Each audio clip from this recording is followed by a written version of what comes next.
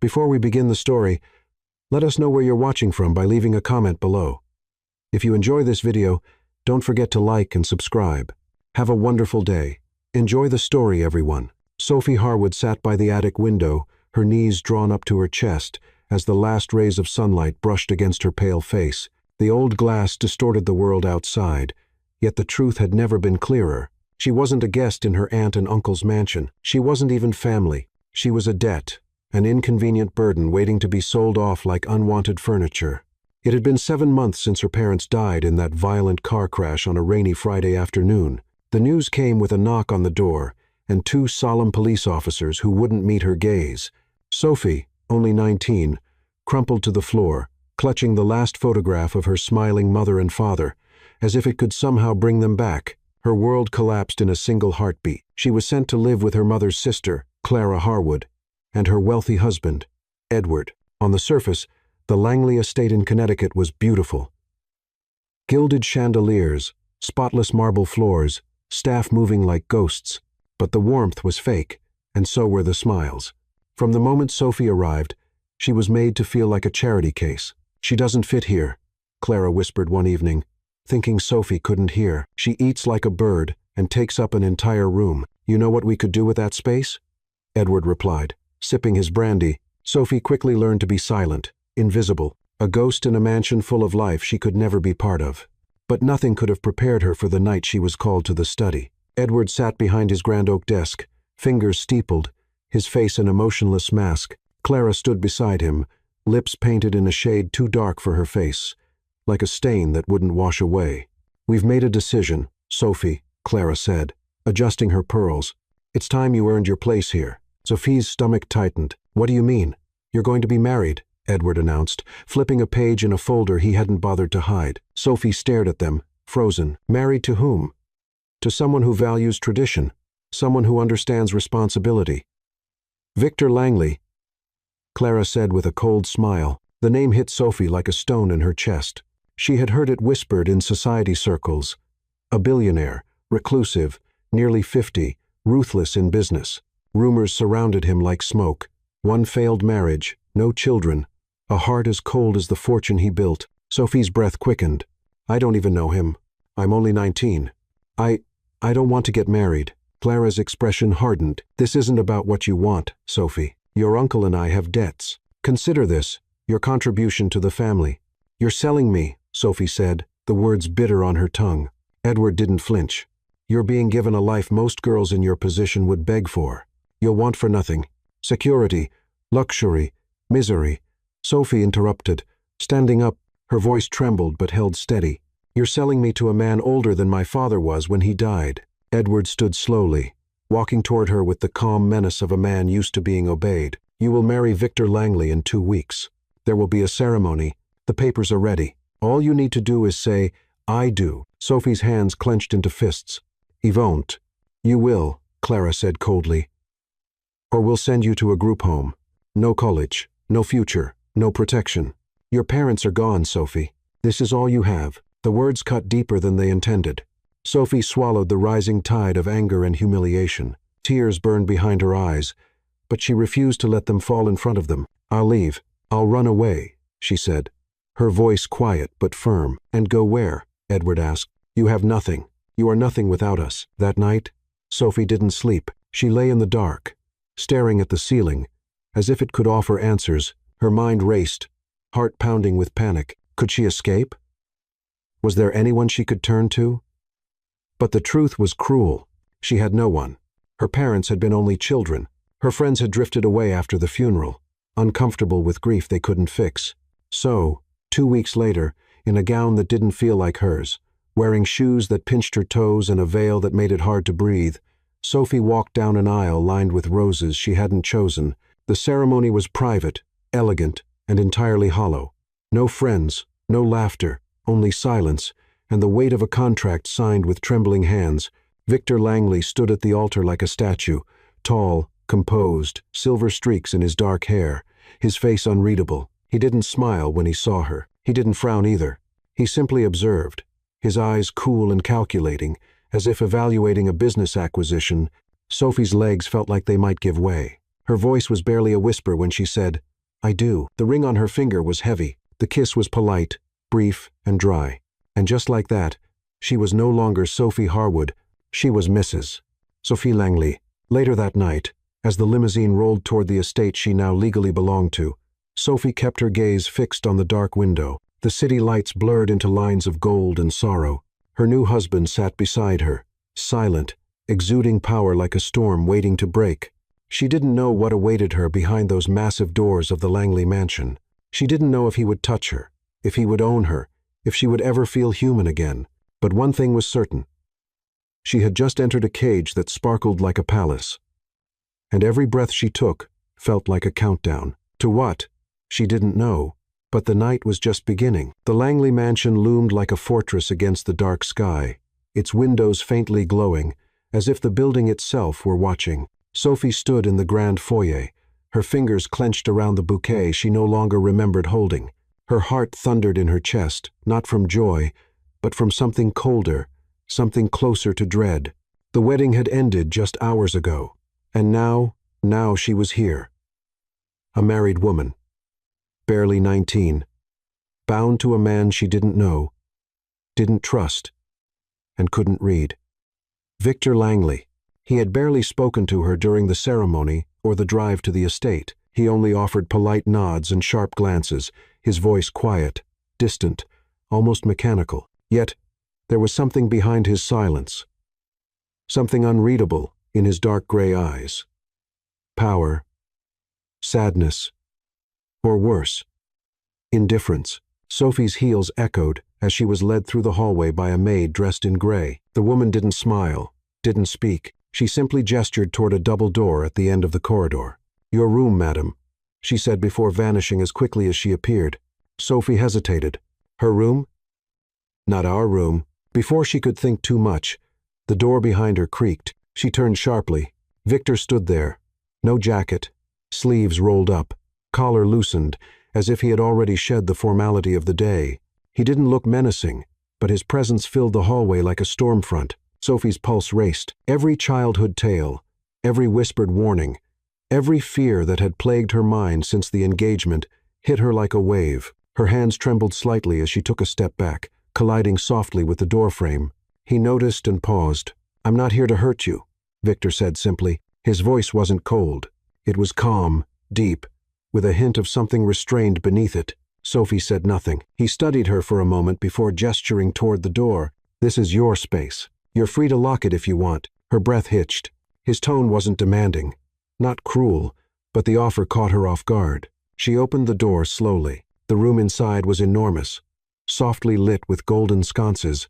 The bed, king-sized and untouched, stood in the center beneath a velvet canopy. A small fire crackled in the hearth.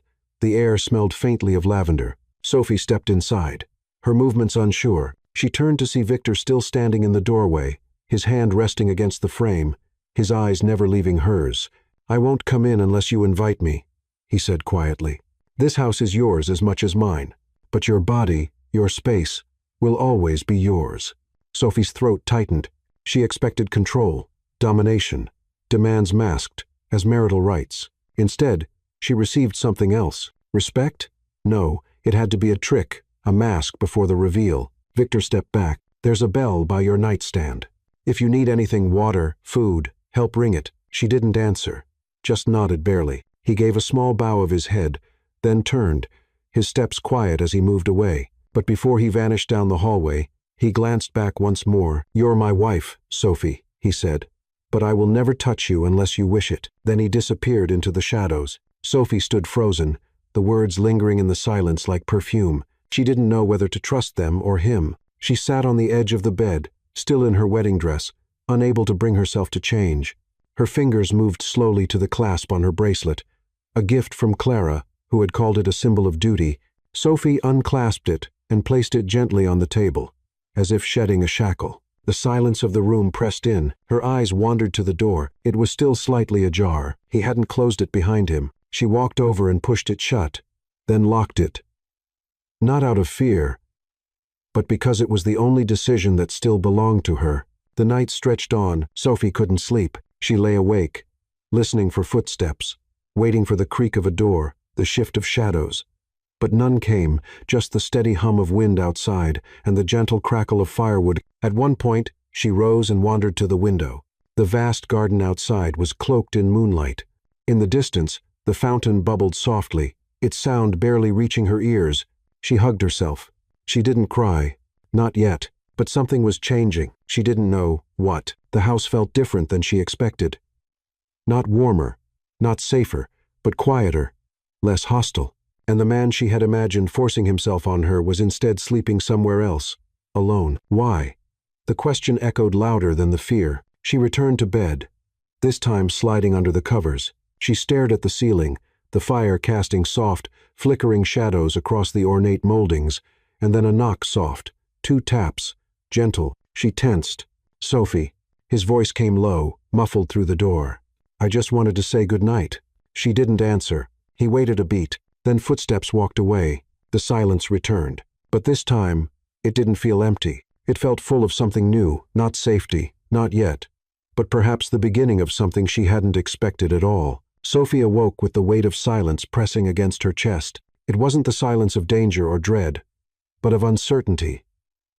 The kind that follows you into your dreams and lingers in the corners of your thoughts when you open your eyes.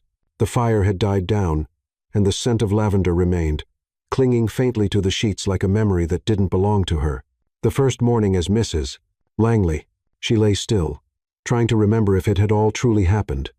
The wedding, the long drive, the locked door, Victor's voice, calm and careful, echoing through the wood.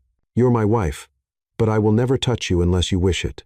It had sounded too humane, too different from everything she expected.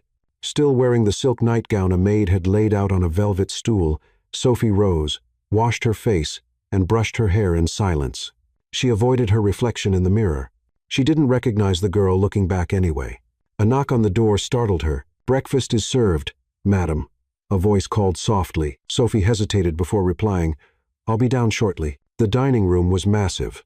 Walls of deep oak, oil paintings of stern-faced Langleys, and a chandelier that sparkled like it knew secrets. But it wasn't the room that surprised her. It was the man seated at the head of the long mahogany table, Victor, dressed in a charcoal gray sweater and black slacks, no suit, no tie. His silver-streaked hair was still slightly damp, as if he'd only just come from the shower. A newspaper was folded neatly beside his plate, untouched. The scent of fresh coffee and eggs filled the room, but he wasn't eating. He was waiting for her. Sophie walked in slowly. Their eyes met, and something in his gaze flickered. Not heat, not hunger, but something gentler. Something human. "Good morning," he said, rising slightly from his seat. It wasn't the act of a master greeting a servant. It was a man acknowledging the presence of someone he respected. Sophie nodded, her voice soft. "Morning." He gestured to the chair to his right, not at the opposite end of the table, not far from him, but beside him. She sat. The butler appeared silently and poured orange juice into her glass. Sophie's fingers trembled slightly as she reached for it. "I hope you slept well," Victor said, cutting a piece of toast but not lifting it to his mouth. "I did. Thank you." She surprised herself by answering. They ate mostly in silence, but it wasn't uncomfortable, not the way she feared. It was spacious, like he was giving her room to breathe, room to exist. After breakfast, Sophie rose, unsure of what to do next. She braced herself for instructions, rules, expectations, perhaps a schedule to follow, but instead, Victor stood too and walked with her to the hallway. "I'll be at the office most of the day," he said. "Feel free to explore the house. There's a library, gardens, music room if you play." She blinked. "You don't want me to do anything?" He tilted his head slightly. "You're not here to serve, Sophie.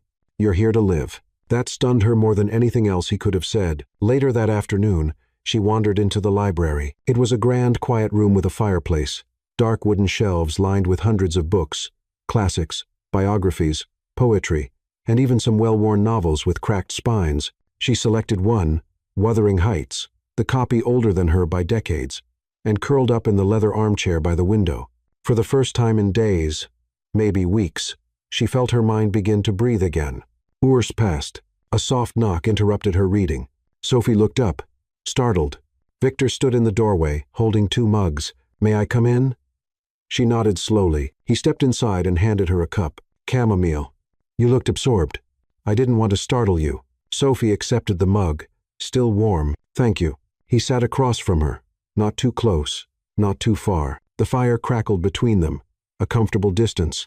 A thoughtful silence. I didn't take you for a Bronte girl, he said, glancing at the book.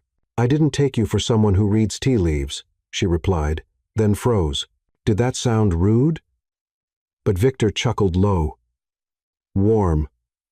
Surprising. It disarmed her completely. Sophie lowered her gaze. Sipping the tea, the warmth of the mug soothed her fingers. The aroma relaxed her shoulders. For a moment, she wasn't the girl who had been sold. She was simply herself. You're different than I imagined, she murmured. Victor's expression didn't change, but his eyes softened. That makes two of us. She looked up. You don't seem like a man who needs a wife, especially not one chosen by someone else. He stared into the fire for a long moment. There are things in my past I won't speak of today, but loneliness is quieter than people think, and colder. Sophie said nothing. He continued, I didn't agree to this arrangement lightly. I wanted to say no, but when I saw your picture and then met you, there was something in your eyes, something honest.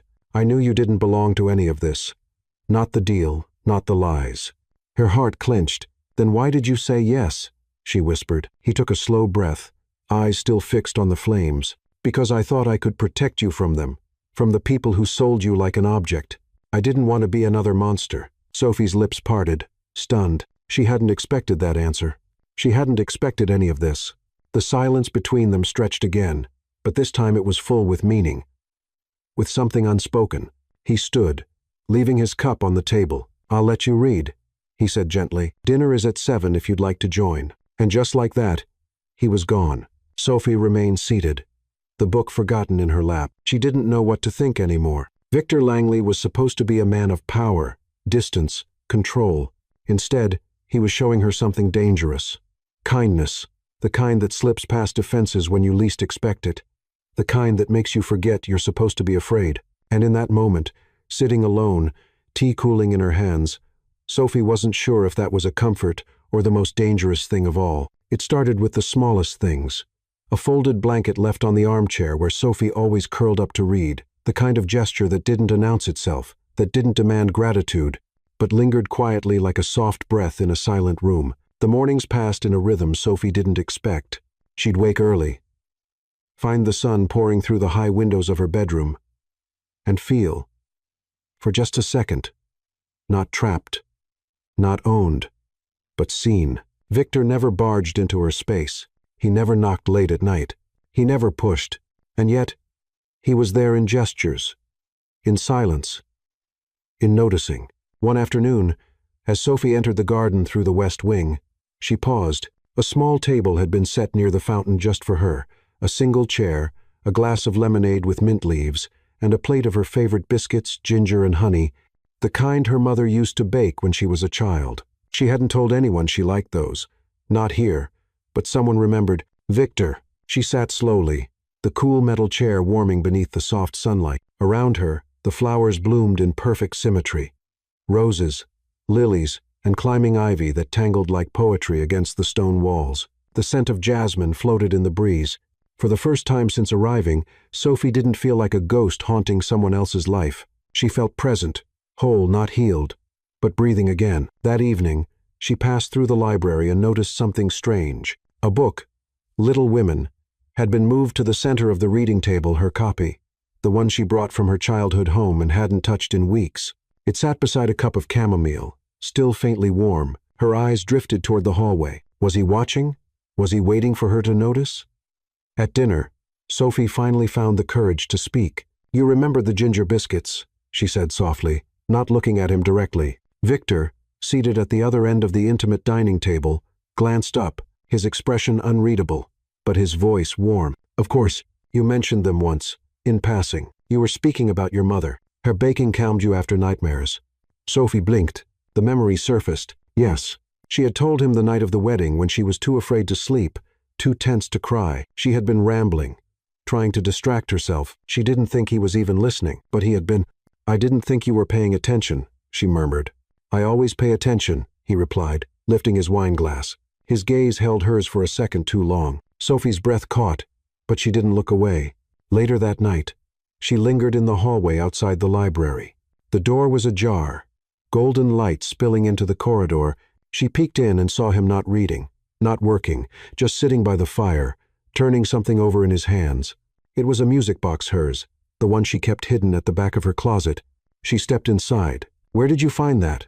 Victor looked up, surprised. He placed the music box gently on the table. "Your maid dropped it while organizing your things. It was broken." Sophie moved closer, heart quickening. "It hasn't played in years." He turned a small brass key, and the melody bloomed, soft, lilting, familiar, the lullaby her father used to hum. Tears pricked her eyes. "I didn't fix it," Victor said quickly. "I just had someone who could. I didn't want to invade your space." Sophie sat beside him, the fire warm against her skin, the melody wrapping around her like a memory. "I thought I'd forgotten this song," she whispered. Victor didn't touch her, didn't speak. He simply sat with her as the music played, letting the silence do what words couldn't. After a while, Sophie glanced at him. "Why are you being so kind to me?" His reply was slow, deliberate. "Because I know what it's like to live in a house full of people and still feel completely alone." Sophie looked away, blinking back the burn in her eyes. That night, as she lay in bed, the music still echoing faintly in her memory, she stared at the ceiling and wondered something she hadn't dared before. Could kindness be real, even here? The next day she found herself waiting for him at dinner, not out of obligation, but because she wanted to see him. She wanted to ask questions, to listen, to understand the man who, instead of taking what had been handed to him like a transaction, had chosen instead to see her. That evening, she stepped into the dining room early. The room was empty, the candles unlit. She crossed the space and placed a folded napkin beside his plate. Inside it, a note, just 2 words: "Thank you." She slipped away before he could arrive. But later that night, when she returned to her room, there was something on her pillow. A small white envelope, her name written in a hand both elegant and restrained. She opened it. Inside was a note, his words: "Kindness should never surprise you. You deserve far more than this." Sophie pressed the card to her chest, eyes closed. And for the first time since the wedding, she smiled, not for anyone else. Not out of politeness, but because something inside her had shifted, not all the way, but enough to make her wonder if hope, once buried, could bloom again in the unlikeliest of places, and what might happen if she let it grow. The air was heavy with the promise of rain. Outside the tall windows of the Langley estate, gray clouds swirled low, cloaking the sky in a melancholy veil. Sophie sat curled up in the library, legs tucked beneath her, a worn blanket draped across her shoulders. A storm was coming, but not just in the sky inside her, too. She had been staring at the same page for over 20 minutes, the words blurring into shapes, meaningless. Her mind wandered to voices long silenced, to laughter lost on back roads, to faces she would never see again. Her mother's perfume, her father's arm around her shoulder, the Sunday pancakes, the warmth gone, taken in a breath, a crash, a flame.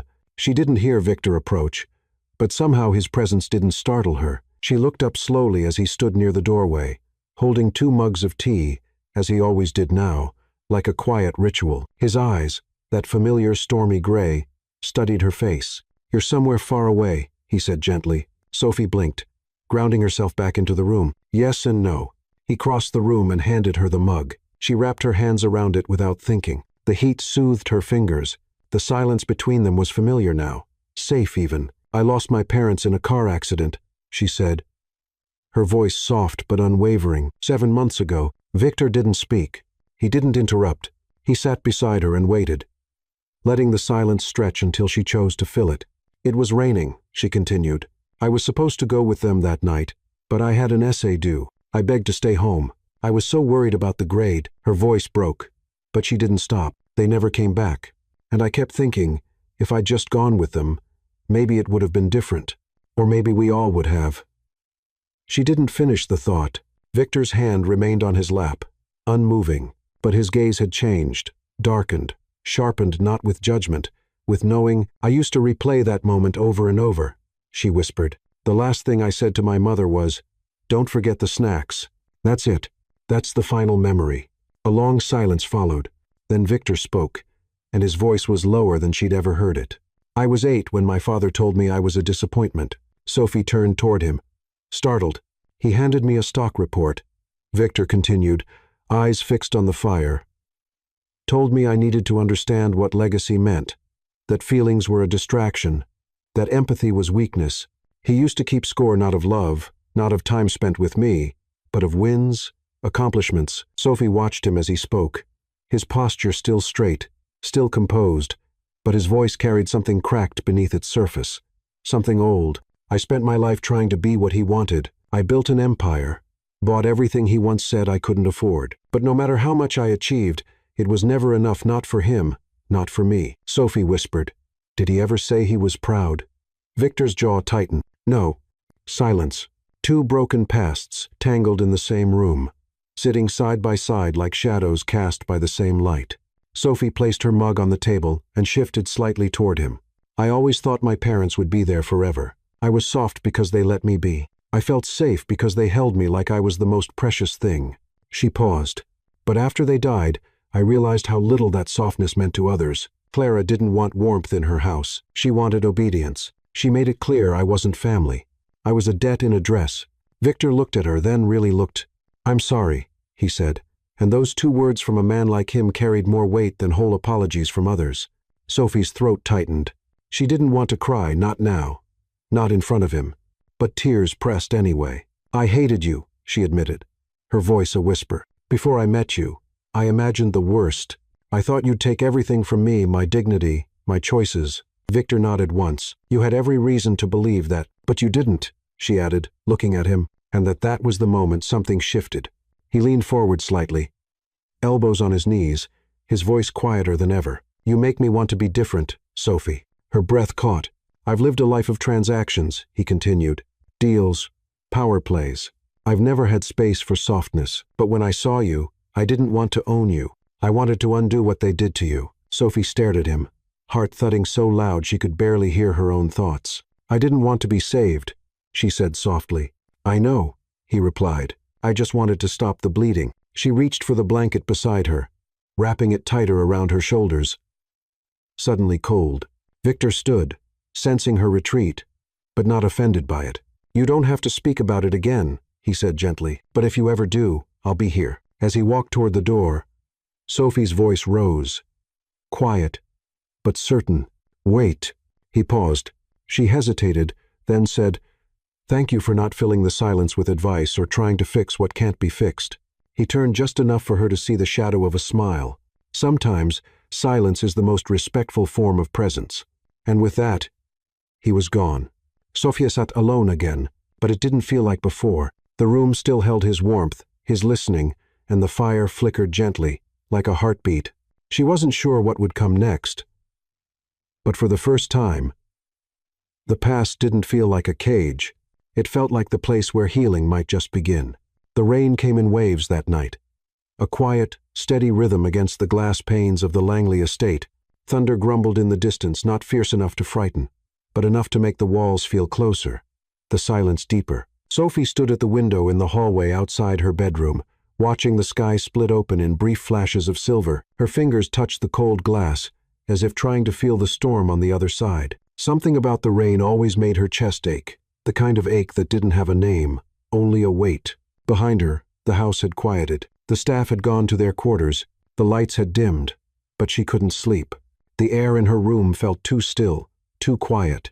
She turned, blanket wrapped around her shoulders like armor, and stepped into the hallway. Her bare feet moved silently across the wooden floor as she made her way toward the library. The doors were closed, but a thin line of light spilled from underneath. She hesitated, then knocked gently. No response. She pushed the door open slowly. Victor sat near the fire, one hand holding a crystal glass of something amber, the other resting on the arm of the leather chair. His eyes were closed. The firelight flickered across his face, softening the sharp lines, painting shadows beneath his cheekbones. For a moment, he looked tired, human, vulnerable. She considered walking away, but then his eyes opened. "Couldn't sleep?" he asked, voice gravelly from stillness. Sophie nodded, stepping inside. "Storm?" he asked again. She nodded once more. He gestured to the second chair by the fire, her chair now. In some unspoken way, she sat, drawing the blanket tighter around her body. He didn't speak. Neither did she. The silence was full, not empty. The fire crackled. Rain whispered against the windows. and in the spaces between the sounds, something fragile began to breathe. Sophie turned her gaze toward him. "Do you ever feel like the rain remembers?" Victor looked over at her, one brow raised. She offered a small smile. "It's silly, but I always feel like storms carry echoes of things left unsaid." He didn't laugh. He didn't dismiss her thought. Instead, he replied, "I used to think that, too." She looked down, her fingers brushing the rim of the mug she'd brought with her. Steam curled upward, carrying the scent of chamomile and honey. "I used to listen to it with my mom," she said softly. "We'd sit by the window and count the seconds between the lightning and the thunder." She said it was the sky thinking before it spoke. Victor's lips twitched into the faintest smile. "That's beautiful." Sophie leaned back in the chair. Her body relaxed in increments, each breath loosening something knotted inside her. Her gaze shifted to him again. "You're not what I expected," she said quietly. He turned toward her, his expression unreadable. "I thought you'd treat me like I was part of the deal, an acquisition, something to own." Victor held her gaze. "That was never my intention." "I know," she said. "Now I know." A beat of silence, then another, and then, without thinking, without planning, Sophie stood. She crossed the small space between them, her hands trembling slightly beneath the blanket, and paused beside his chair. Her eyes flickered over his face, the fine lines near his eyes, the tension in his jaw, the way he studied her like a man trying not to move too quickly. "May I?" she asked, barely above a whisper. He nodded once. She lowered herself beside him, not in the chair, but gently on the edge of his. Their shoulders touched. The contact sent a flicker through her chest, but not of fear, warmth, real, present, steady. Victor didn't move. He didn't reach for her. He simply let her lean into him, slow and cautious, until her head rested against his shoulder. She could feel the heat of his body through his sweater, the rise and fall of his breathing, the faint scent of cedar and something earthy, something that smelled like quiet. "I don't know why I came," she murmured. "Yes, you do," he replied gently. She closed her eyes. He didn't ask questions, didn't shift or tighten. He allowed the silence to speak for them both. Her fingers clutched the edge of the blanket. She wasn't sure how long they sat like that, minutes, maybe longer. The storm outside grew louder, lightning streaking across the sky in flashes that lit the room like memories. And yet, in that small corner of the mansion, everything was still, everything was safe. She could feel the moment his breathing slowed, the way his body relaxed beneath hers. He was letting her in not just into his space, but into the parts of himself he didn't show to the world, and she let herself stay. For once, she didn't feel like a prisoner in silk. She didn't feel like a pawn in someone else's game. She felt like a girl sitting beside a man she no longer feared, a man who made space for her pain, a man who listened more than he spoke, a man who, for reasons she didn't yet understand, never crossed the line she couldn't name, but always stood near it, waiting for her to decide when. Sophie's head slipped slightly lower on his shoulder. She felt his arm shift just enough to steady her. She didn't pull away. She didn't want to. Not tonight. The fire popped gently. Outside, the thunder rolled again, not sharp, but distant now. The storm had softened, and in the quiet that followed, something else took root, not love, not yet, but something close, something that made her wonder what the morning would feel like after this night of stillness, something that made her ask herself in silence. Was this the beginning of trust, or the edge of something deeper? The house slept. Every hallway, every chandelier, every polished floorboard was silent, blanketed in the hush of midnight. But inside Sophie's room, darkness was alive, not with shadows or sound, but with memory. It started quietly. A flicker behind her eyes, a whisper of rain on asphalt, the metallic twist of a steering wheel, screams swallowed by the wind, then impact, glass shattering, tires spinning, her mother's hand reaching, and then nothing. Sophie's body jolted. She gasped, sitting up in bed, her chest rising and falling in ragged sobs. The sheets were tangled around her legs, soaked with sweat. Her hands trembled as she clutched her own arms, trying to ground herself, trying to breathe. The nightmare had returned, more vivid than ever. She pressed a hand over her mouth to muffle the sounds escaping her broken, childlike, raw, but it was too late. The door burst open. "Sophie." Victor's voice cut through the panic like a wire through glass. He was already crossing the room, barefoot, shirt undone, eyes scanning her like a man bracing for something worse. "I'm sorry," she whispered between sobs. I didn't mean to wake you." He didn't answer with words. He dropped to his knees beside the bed, hands hovering for a moment, unsure, respectful. until she nodded once. Then he wrapped his arms around her, not tightly, not possessively, but firmly enough to hold the pieces together. Sophie broke. She collapsed into his chest, burying her face in the curve of his shoulder, her tears soaking through the fabric of his shirt. He said nothing, just held her, just let her cry. His hand moved gently along her back, slow, steady, like tracing invisible words of comfort. He didn't know how to speak aloud. "You're okay," he whispered. "You're safe." Sophie clung to him like the world had gone underwater. "I saw them," she choked, "the way they looked back at me. I should have been with them. I should have." "No." His voice was low, firm, but never sharp. "Don't carry that. They died, thinking I didn't love them enough. Sophie." He pulled back just enough to meet her eyes. His thumb brushed a tear from her cheek. "They knew," he said. "They knew. Love like that doesn't vanish in a moment, and it doesn't die with the body." Her breath shook. "I'm so tired of feeling alone," she whispered. "You're not alone," he said, and the certainty in his voice startled her. He wasn't trying to save her. He was standing with her. It made all the difference. She looked at him. Really looked. His face was close, not too close. Just enough. His hair was slightly disheveled, his jaw unshaven, and in his eyes there was no distance, no wall, just a man fully present with a woman who hadn't known safety in months. He reached for the blanket and gently tucked it around her shoulders, never breaking eye contact. She hadn't felt this held since the funeral, since everything went dark. "I didn't think you'd come," she admitted. His lips curved into the faintest smile. "I told you I'd be here." A single tear rolled down her cheek.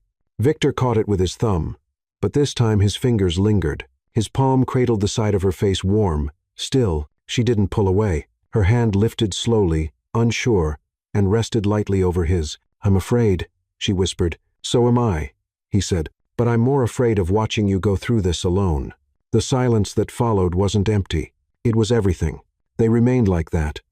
Close, quiet, breathing together in the half-light of her bedroom. The storm from earlier had passed, but its echo remained in her chest. She didn't ask him to stay, but he stayed. He moved to sit at the edge of her bed, back against the headboard, and she leaned into him, her head resting on his shoulder, their bodies curved like two puzzle pieces, finally finding a fit. And in that position, surrounded by warmth, by the faint scent of cedar and sleep, Sophie finally closed her eyes again, not because the pain was gone, but because someone was there to hold it with her. Minutes passed, or maybe hours, she didn't know. She only knew that when her breathing evened and her body began to soften into rest, Victor's hand was still in hers, no pressure, no demands, only presence. And for the first time in a very long time, she didn't fall asleep out of exhaustion, but out of peace.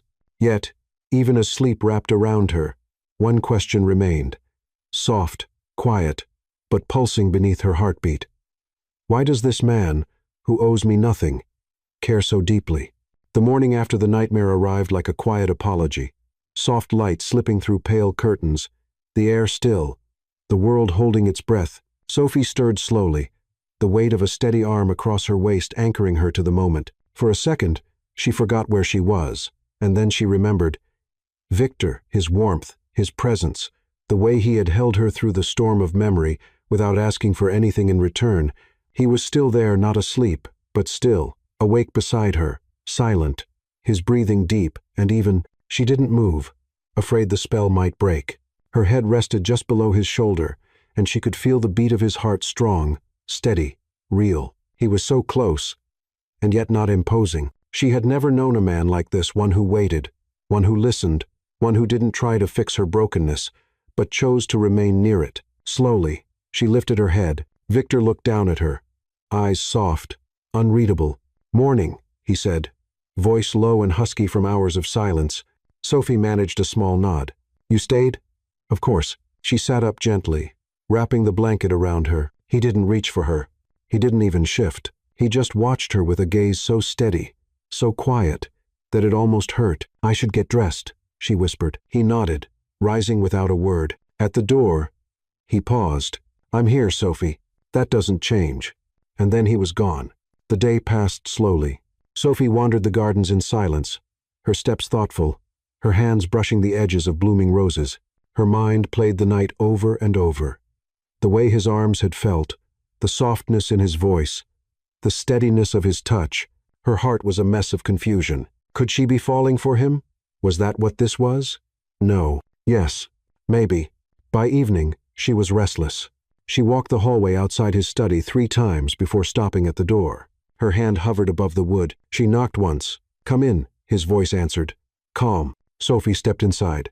Victor stood by the fireplace, sleeves rolled up, drink untouched on the table beside him. He looked like he hadn't moved in hours, and yet something in his eyes told her he'd been waiting. She didn't sit. He didn't ask. "I don't know what this is," she began. "Between us, I don't know what to do with it." He didn't speak, only listened. "But I know how I feel when I'm around you," she continued, "and it's confusing and terrifying." Victor walked toward her slowly. "Sophie," he said, his voice barely above a whisper, "you don't owe me anything, not gratitude, not affection, not trust. If what you need is space, I'll give it to you. If what you need is time, I'll wait." Her eyes filled with tears. "That's not what I need," she said. "I don't want distance. I just don't know how to do this." He stopped in front of her, only inches away now. "You're already doing it," he said. "You let me in." Her lower lip trembled. "Why are you so gentle with me?" "Because I love you." The words landed between them like thunder, not loud, but impossible to ignore.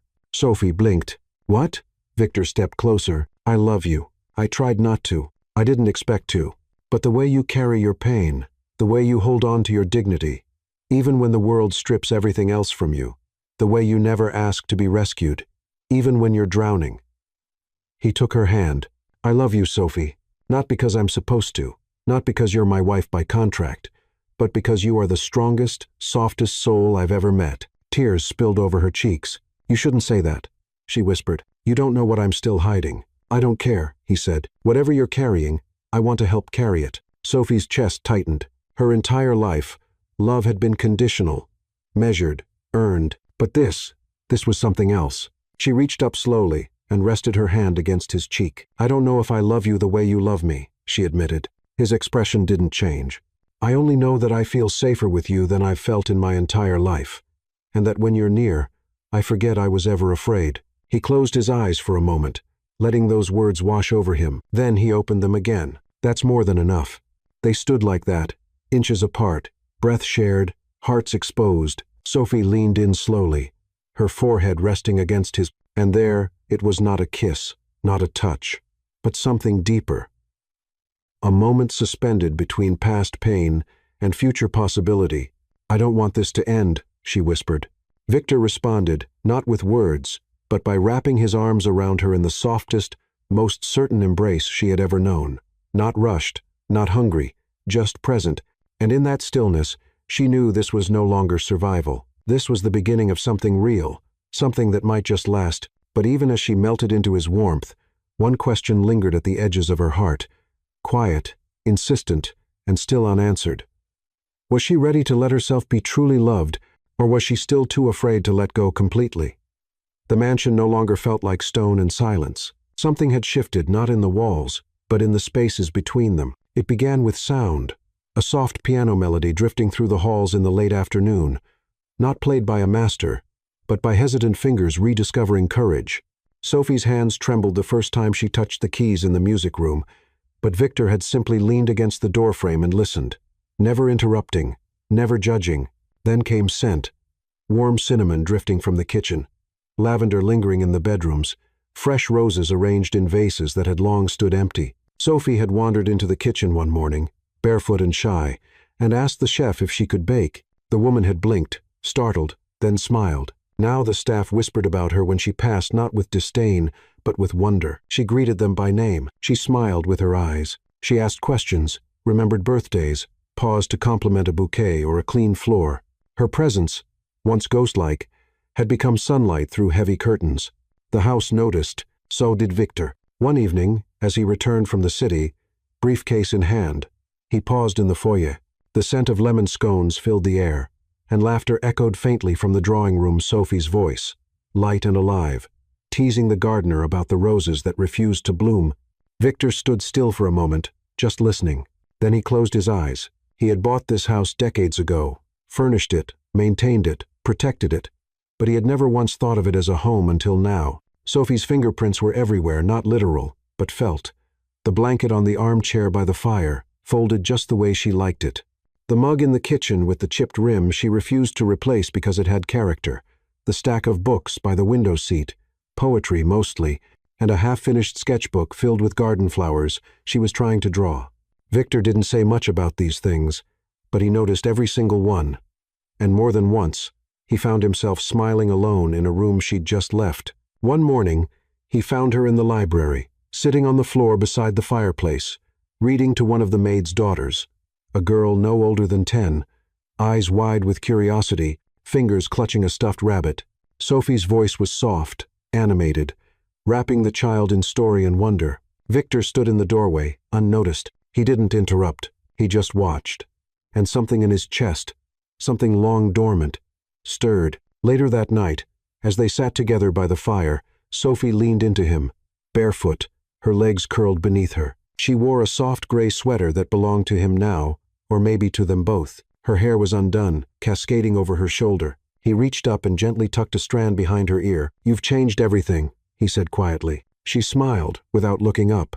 "No, I just added a little life to what was already beautiful." He shook his head. "No, Sophie. I had walls and furniture.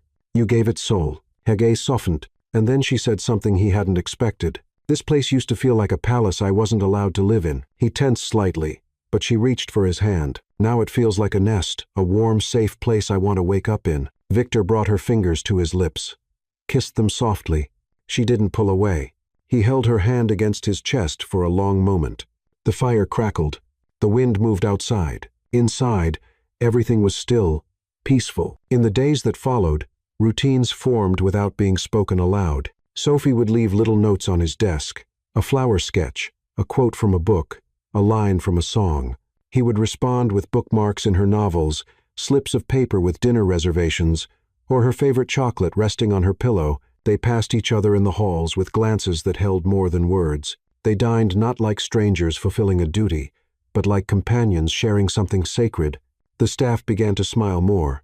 The house felt warmer, and one night after dinner, Sophie surprised him. She stood in the middle of the ballroom, barefoot, wearing a navy dress that swayed just below her knees, and held out her hand. "Dance with me." Victor hesitated. "I haven't danced in years," he said. "I haven't either." She smiled.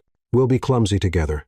He took her hand, and under the glow of a forgotten chandelier, they moved not perfectly, not smoothly, but fully present. His hand on her waist, her cheek against his chest. The music came from nowhere, or maybe just from the rhythm between them. When the song ended, they didn't move. Sophie looked up at him, her voice barely above her breath. "Sometimes I forget where I came from when I'm with you." Victor lowered his forehead to hers. "And sometimes I forget who I used to be." That night, as they walked the halls in silence, Sophie stopped near one of the tall windows and glanced out at the garden. The moonlight painted silver paths through the ivy and roses. "I never imagined this," she whispered. "This? Us?" Victor didn't answer right away. He slipped his fingers through hers, held them tightly, and as they stood there, watching the moon trace shadows through the trees, one thought stirred between them, unspoken, but deeply felt. If a mansion can become a home, could this love become forever? The house was silent, but it wasn't sleeping. Not tonight. Soft light spilled from the hallway sconces, and outside, the sky held its breath beneath a pale moon. Inside the master bedroom, time bent, seconds stretched, minutes vanished. Pain, breath, trembling hands, everything converged in one sacred moment. Sophie gripped the edge of the sheets, her face damp with sweat, her body trembling beneath the rhythm of something primal, unstoppable. The contractions had begun at dawn. Now it was past midnight. 12 hours of breathless pain, of holding on to the sound of Victor's voice, of letting go of every fear she once had, every wall, every scar, every memory of not being wanted. They had all melted the moment she felt the first stir of life inside her womb.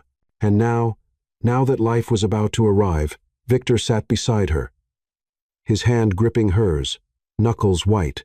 He hadn't left her side not once, not when the midwife told him to take a break, not when the nurse asked him to rest. He had simply looked at Sophie and stayed. "You're doing so well," he whispered, brushing her damp hair from her forehead. "I can't," she gasped, squeezing his hand. "I can't anymore." "Yes, you can," he said, his voice steady, eyes shimmering. "You already are. Just a little more, Sophie. I'm right here." Tears slipped down her cheeks, not from the pain, but from the way he looked at her, like she was the only thing that had ever mattered. The midwife's voice was steady. "One more push." "He's almost here," Sophie cried out. Body arched, strength drawn from a place she didn't know existed, and then a sound not hers, not his, a cry, high-pitched, urgent, impossibly small. Sophie collapsed back into the pillows, sobs racking her body. But this time, they weren't from fear. They were from release, from awe, from something so sacred she couldn't name it. Victor didn't move at first. He was frozen. The midwife lifted the tiny wriggling form and turned to him. "A boy," she said. He stepped forward, hands trembling. When she placed the child into his arms, something in him broke open a dam inside his chest that had held back too much for too long. He looked down at the baby, pink-skinned, fists clenched, eyes tightly shut, and his breath hitched. "He has your mouth," he said softly, almost to himself. Sophie smiled weakly, eyes glassy. "And your stubborn brow." Victor walked to her, still cradling the child. He lowered himself beside her and placed the newborn against her chest. Sofia sobbed it. She touched the baby's cheek, traced the line of his jaw with the tip of her finger. "He's real," she whispered. "He's perfect," Victor said. She looked up at him. He was crying silent tears slipping down the face of a man who once believed he was incapable of softness. "I didn't know I could feel like this," he said. "I didn't know love could be this complete." Sophie reached for his hand. He took it instantly. They stayed like that for a long time, the three of them wrapped in warmth, in breath, in the kind of silence that isn't empty, but holy. Later, when the midwife had cleaned up, when the room had dimmed again, and the baby lay sleeping in a bassinet by the window, Sophie watched Victor. He stood beside the cradle, unmoving. She spoke softly from the bed. "You've changed." He turned slowly. "I didn't know who I was until tonight." Sophie smiled. "You're a father." He came to her, sat on the edge of the bed. "And you," he said, brushing her hair gently, "are the strongest person I've ever known." She leaned into his touch. "I was terrified," she confessed, "of all of it. But then I saw you hold him, and I forgot everything else." He kissed her forehead slow, reverent. "No one ever gave me a family," he said. "You gave me one without asking for anything." Her eyes shimmered. "You already gave us everything," she whispered. "Protection, peace, love." They sat in silence again, listening to the steady breath of the child sleeping just feet away. And in that room, once cold, once cavernous, there was now only warmth, the kind of warmth that turned stone into sanctuary. And yet, even as the night wrapped around them, one thought pulsed beneath Sophie's quiet joy. Now that they had everything to lose, would love be enough to protect it? The sky outside the Langley estate was painted in soft hues of lavender and gold, the sun sinking slowly behind the hills, as if reluctant to leave. The evening air was quiet, the kind of stillness that only followed moments too sacred to be touched. Inside, Sophie stood by the window, arms wrapped around her waist, gaze fixed on the garden below. From this height, the roses looked like scattered rubies in the dusk, their petals shivering slightly in the breeze. Behind her, the soft rustle of footsteps. She didn't need to turn to know it was him. Victor moved with a presence that no longer felt cold or guarded. He came to stand behind her, his arms gently circling her waist from behind, resting his chin on her shoulder. Their son slept just feet away in the cradle by the fireplace, swaddled in pale blue and breathing, in that peaceful rhythm known only to newborns and angels. Sophie leaned back into Victor's chest. "I used to watch the world from behind glass," she whispered, "always on the outside. Even when I was surrounded by people, I never felt part of anything." Victor's arms tightened around her. "And now?" he asked softly. "Now," she said slowly, "I feel like I've stepped inside the life I used to only imagine." He didn't respond right away. Instead, he kissed her shoulder, a slow, lingering press of lips that wasn't about desire, but reverence. "I spent most of my life chasing the wrong kind of legacy," he murmured. "Buildings, empires, control, but none of it meant anything." Sophie turned in his arms to face him. Her fingers brushed the side of his face, that familiar angle of his jaw, the silver in his hair that caught the light like stardust. "And now?" she asked, echoing him. His voice dropped to a whisper. "Now I only care about the two hearts that beat in this house with mine." A silence stretched between them, full, golden, alive. Then Victor reached into his pocket and pulled out something small, a folded piece of old paper, worn at the edges. He handed it to her. Sophie opened it slowly. It was a note, her handwriting, scribbled months ago. one she had left tucked between the pages of his book when she was still learning how to exist in his world. "Thank you for not breaking me." She looked up at him, eyes glassy. "You kept this?" "I carry it with me every day," he said. "It reminds me of who I never want to be again." Sophie's voice trembled. "You never broke me, Victor. You rebuilt me, piece by piece, word by word." He cupped her face, thumbs brushing the corners of her mouth, and said the words that had lived inside him for too long. "I will spend the rest of my life protecting everything we've built you, our son. This home, you gave me more than I ever dreamed I could have." Tears slipped down her cheeks. "And you," she whispered, "you gave me back to myself." He kissed her then, not with urgency, but with promise. It was a kiss that said, "I'm not going anywhere," that said, "You are my future," that said, "Everything I am belongs to us now." When they parted, Sophie rested her forehead against his. "I used to wonder if love like this was real," she said, "and now I know it's the only thing that ever was." They stood there for a long time, wrapped in each other, as the fire flickered behind them and their son dreamed softly in the cradle nearby. The walls that once echoed with emptiness now held laughter. The rooms that once felt cold now breathed warmth. And the man who once lived in silence now knew the sound of love spoken in every quiet gesture. But even as they held one another, Sophie's thoughts wandered just briefly toward the horizon, not out of fear, but wonder. Because if love could rise from where there once was nothing, what else might still be waiting for them just beyond the dawn? They said I was ruined. They said no one would ever want a girl like me, young, orphaned, used as payment for someone else's debts, a girl without choice, without voice, without a place to belong. And for a while, I believed them.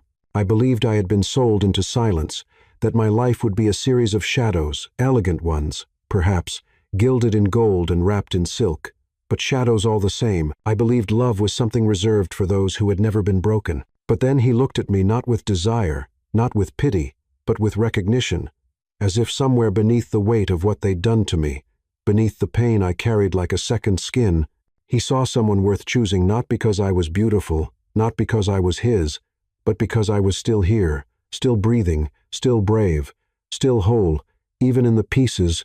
That was when everything began to shift. He never tried to save me. He just stood beside me while I found the strength to save myself. He gave me silence when the world was too loud, space when I needed air, presence when I thought I was alone.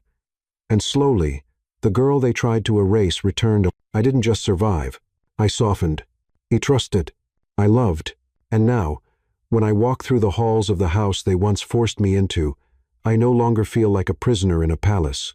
I feel free, because I learned something no one ever told me before.